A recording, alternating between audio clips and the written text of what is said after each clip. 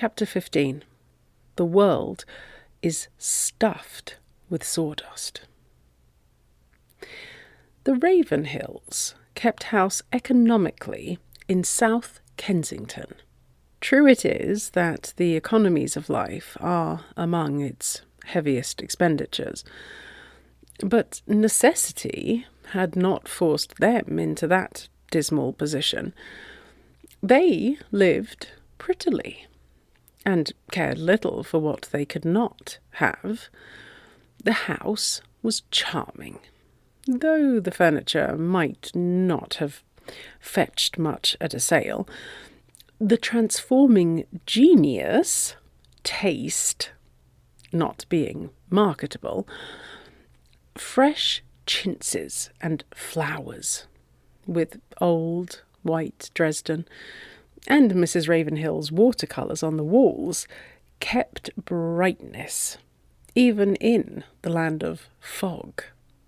The very morning after their return, Milly came into the drawing-room and dropped a handful of flowers on a tray where glasses waited.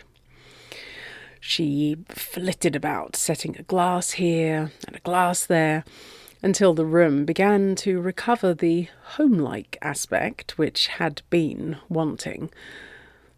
Milly, from time to time, contemplated it, her head on one side.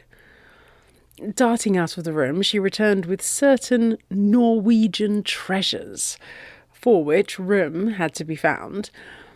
A queerly painted old wooden bowl with horsehead handles was whisked from table to table until it rested on a high stool.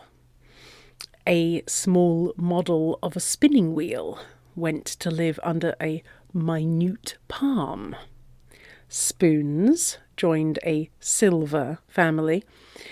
All was arranged when Mrs. Ravenhill came in from more prosaic domestic duties and smiled at Milly's haste. Looking at the bowl, she admired the arrangement, but begrudged the stool. So few things as there were in the room vacant for emergencies. It was made for it, and it looks happier already. I've always felt for the poor thing, waiting for stray uses, with only once a week a cup or a book bestowed upon it. Well, Mrs. Ravenhill resigned at the point, and soon we shall want a reminder or two. For once again, under the shadow of the butcher and baker, I doubt fjords and mountains being real. Milly allowed this to pass. They will be turning homewards by this time, she remarked. Who? Oh, the Martins. And they have the crossing before them. There we have the advantage. I liked the Ceylon, said Milly. Do you mean you would go through it again? The girl was bending over a flower glass. She closed her eyes. A throb of warm blood filled her veins. Oh, yes, she said fervently. You must go without me, then. I thought going and coming both horrible. And I don't consider that we were very lucky in our companions. A disclaimer sprang to Milly's lips, though she forced it back. Don't you? Mr. Wareham improved, but he was absent-minded and oblivious. However, they will all seem nicer looked at from a distance. and we are not likely to meet any of them often again." Mrs. Ravenhill's cheerful prophecy pierced her child's heart. Milly's humble little desire reached no further than to the joy of seeing him now and then, but its roots ran deep, and to have them wrenched at so cruelly was sharp pain. It would have been worse had not her faith in Wareham flown to arms at this attack upon his word, for he had said he would call and see them, and nothing would have induced her to doubt him. Why should she? Mrs. Ravenhill's enmity, too strong a word, was due to an unacknowledged fear, which now and then invaded her motherly heart. She imagined that in flinging a small dart at Wareham, she was taking a wise precaution, unconscious that every attack sent Milly running to his side, eager for defence. He had been in her thoughts as she made the room look its prettiest that morning. She imagined this and that catching his eye and provoking a smile of association.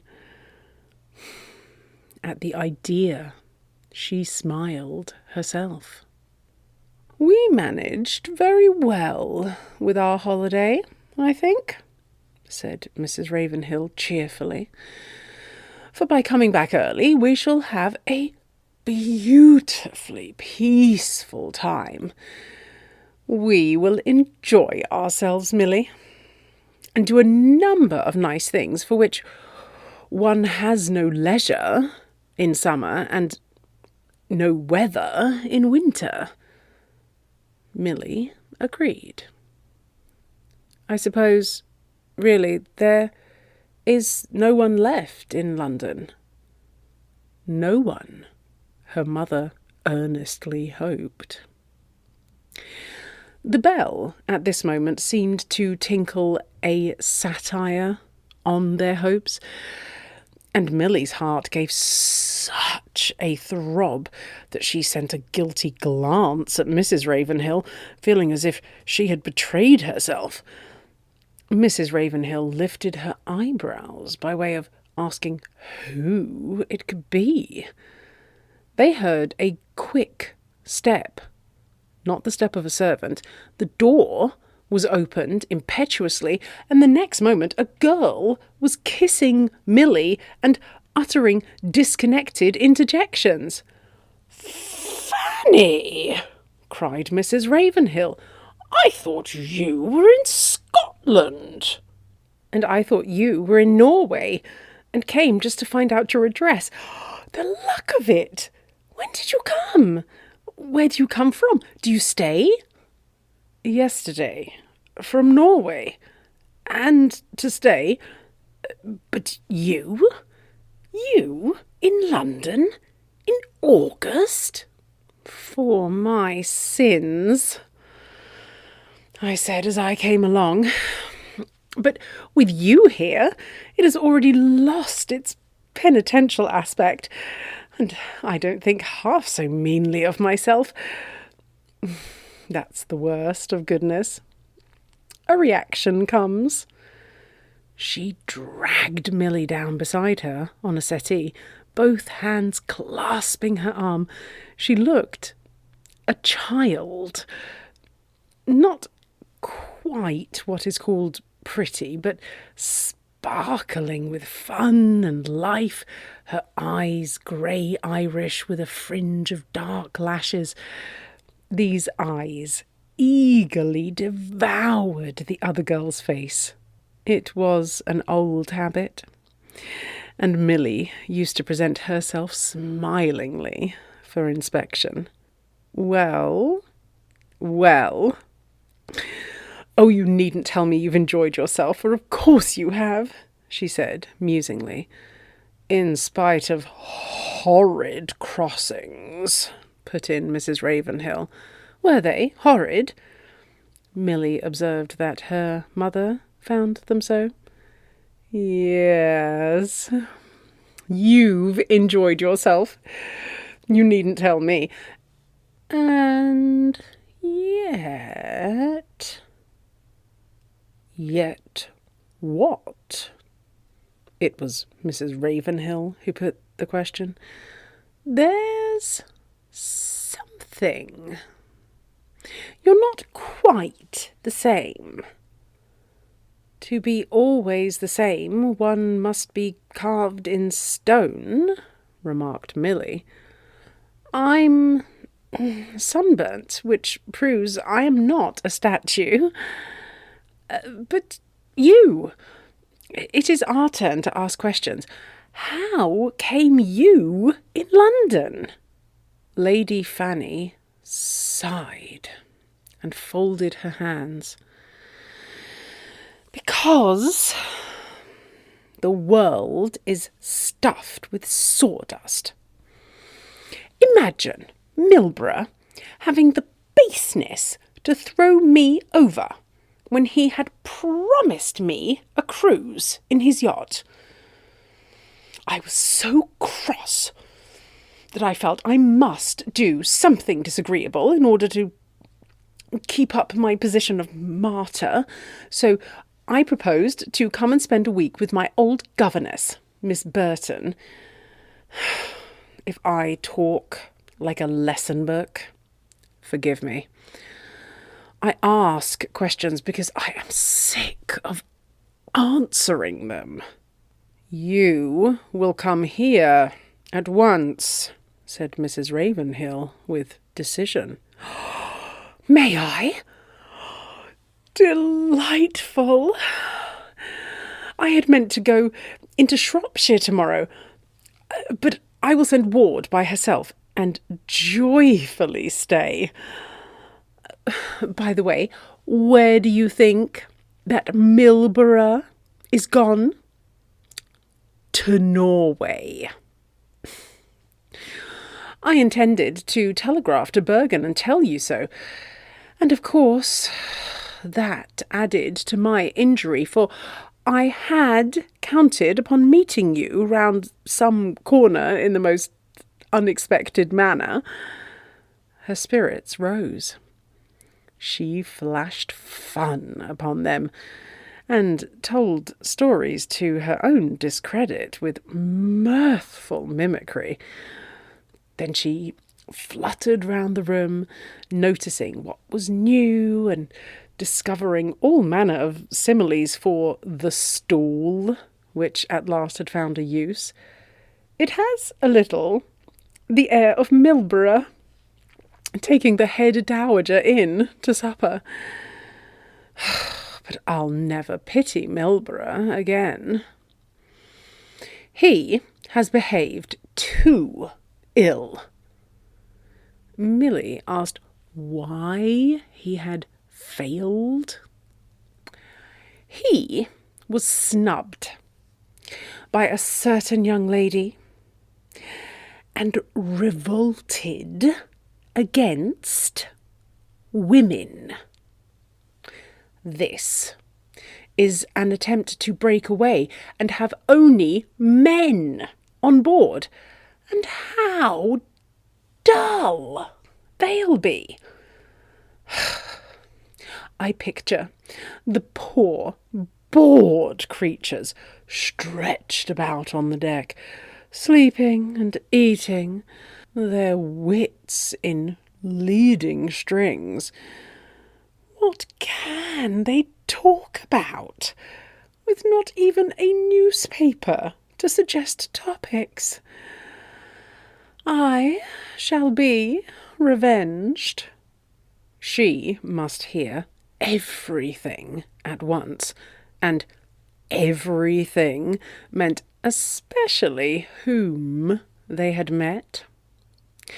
Mr. Gray, she knew, but her interest in Anne Dalrymple was shown impetuously by a burst of ejaculations and questions. She had heard so much, admired, blamed, wondered in a breath. Anne's last engagement and its abrupt ending had brought a chatter of tongues upon her. Lady Fanny's admiration for the way she moved forbade her to condemn what certainly required excuses. She laughed at her own illogical reasons, but clung to them. To see her dance is a dream, she declared. I could forgive anything for the delight of watching her. And you looked at her for a fortnight. When she had Milly upstairs alone, she returned to the subject. Tell me more about Miss Dalrymple. They say men find her irresistible. I dare say, said Milly with a little reserve. But the next moment a smile stole into her face. Who do you think we left with her? Who? Lady Fanny sat on the edge of the bed, her sparkling face eager with animation. Mr. Forbes. No. True. I assure you, he was going further north with them. Then it will all come on again. It must. She could not have allowed him to join them if he was to be dismissed again. So I fancied. So you know, I should think. The very idea would be preposterous. They will come home re-engaged. Such an odd position. Milly's heart joyfully echoed the conviction. She did not venture to talk about it to her mother, who might guess too much, but to her friend, with whom no fencing was necessary, she might play round the subject at her pleasure. Wareham's name had not as yet been mentioned. But Lady Fanny had a curious interest in Miss Dalrymple, and her persuasion that now she would be captured and led to marriage, Milly felt to be so reasonable that she was not troubled with misgivings as to the pleasure with which her heart responded. To most of us, persuasion is another word for doubt, but Fanny was young enough to be convinced of her persuasions. She wished to hear more, all that Milly could tell her, and drew her conclusions with swift security. If ever she had been disposed to blame, she forgave her sister woman amply. Of course, she liked him throughout. She did not know her own heart. She cried with enthusiasm. Poor thing! How I can feel for her! If there was a certain incongruity in the epithet as applied to Anne, Milly did not quarrel with it. And I like him too. He has shown himself above the common herd. Men so petty in their unforgivingness, so vain of pretending to be marble. He is the more of a hero for not setting up to be other than flesh and blood. He will win her. You will see. Unless what? I was going to say, unless there should be anyone she likes better? But there can't be, or she would not have allowed him to remain with them. No. It is going to be the romance of the year. Lucky Millie to have been let into it. She looked at her enviously. Millie laughed and feared she had not sufficiently recognised the romance when face to face with it. Fanny's questions were not at an end. The first meeting. That would have told one. That would have been delightful to see. Where was it? Millie hesitated. But not even to her friend would she relate what had actually happened. I believe he met her as she landed. She missed the steamer and had to follow in a boat. Alone? No. Mr. Wareham was luckily with her. The Mr. Wareham? Oh. And Hugh Forbes's friend. That explains. Of course, he had something to do with bringing them together again. I could not think how it had been managed. And, my dear, your stories always wanted detail. When it was your turn to tell one, do you recollect how invariably I had to come to the rescue? She kissed her. But it's a blessing to see your dear little face again. If I'd stayed on at Miss Burton's, she'd soon have had me in the corner. And now that I'm here, I'll forgive Milborough. At least, I'll forgive him if he falls in with all your people and brings home a report of how things are going with Miss Dalrymple and Hugh Forbes. He's such a dear boy. Lord Milborough? Hugh Forbes. It's unselfish of me to wish him to marry her, but I do. Millie joined in the aspiration, liking to remember what her mother said of Fanny's quick penetration, and forgetting that here only a part had been offered for her inspection. Such as it was, it gave an interest to Norway, which their visitor might not otherwise have felt, and Millie was ready not only to harp on the theme, but to play as many variations as she pleased. The weather changed to wet. In London, this is scarcely a drawback, but it may be turned into an excuse. Millie made it an excuse. Her mother grew uneasy at such want of energy.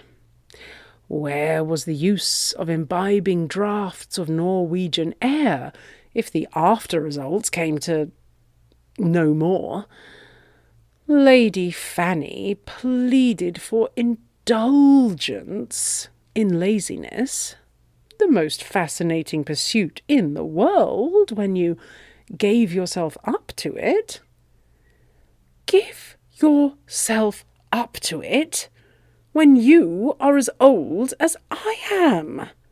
cried Mrs. Ravenhill, provoked. Only to be told that nothing could be thoroughly mastered which was not learnt young.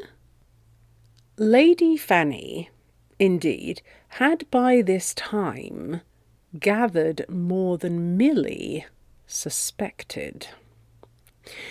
She had been sharp enough to note a change, and once that had struck her, would not rest until she had got to the bottom of it. When she expressed a wish to see Mr. Wareham, whose novels she liked, Milly remarked indifferently that he had talked of calling while he was in London, and the hint was responded to by a fervent hope that they might not have such ill luck as to miss him. "I dare not tell your mother. She would despise my weakness. Support me, dear, when I protest against being trotted out. London is unwholesomely stuffy. The only fresh air to be met with in August is in one's own house, and I can't live without fresh air." She was more open in her confidences than her friend, and enlivened the time by description of more than one admirer. According to her, she had met with instances when their affections had shot up with a growth as amazing as that of Jack's beanstalk. One meeting sufficed. Then the proposal followed like a flash, with not even a decent interval for appearance's sake. Milborough thinks they are afraid of losing a dividend. "And you have learned all this at 20, groaned Mrs. Ravenhill. But she had to own that Lady Fanny's warm-heartedness had not suffered. What was most to be feared was that experience would have wrecked her faith in genuine liking, and that the jests she caught up for defence would be turned against her own heart. Milly believed that her penetration would extract the real from the counterfeit. "For another," Mrs. Ravenhill agreed. But she feared horror of shams would make her suspicious where her affections were concerned. An old playmate would have the best chance, or possibly a man like Mr. Wareham, who, she was ready to allow, had sterling qualities. "Perhaps they will meet," said Milly demurely. "He spoke of coming here." "Oh, he will have other things to think about. No, I'm only using him as a type of the man Fanny might respect and trust. Poor child.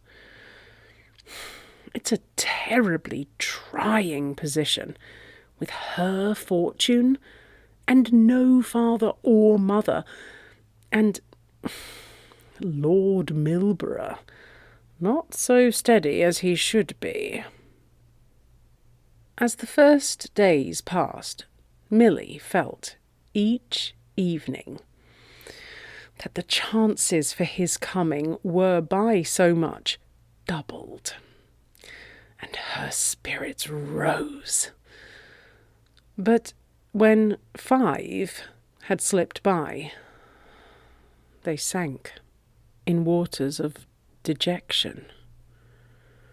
She fought heroically to prevent their loss being discovered, and succeeded fairly, helped by Lady Fanny, who loved fighting of any sort, especially on the side of woman, and was firing her soul with blame of Wareham. She flung herself into the breach with chatter of brilliant nonsense, for which a laugh was sufficient answer, and Milly, who was so ashamed of the unreasonableness of her suffering that the idea of its being observed was agony, comforted herself with the assurance that she had joined gaily in the conversation and betrayed nothing.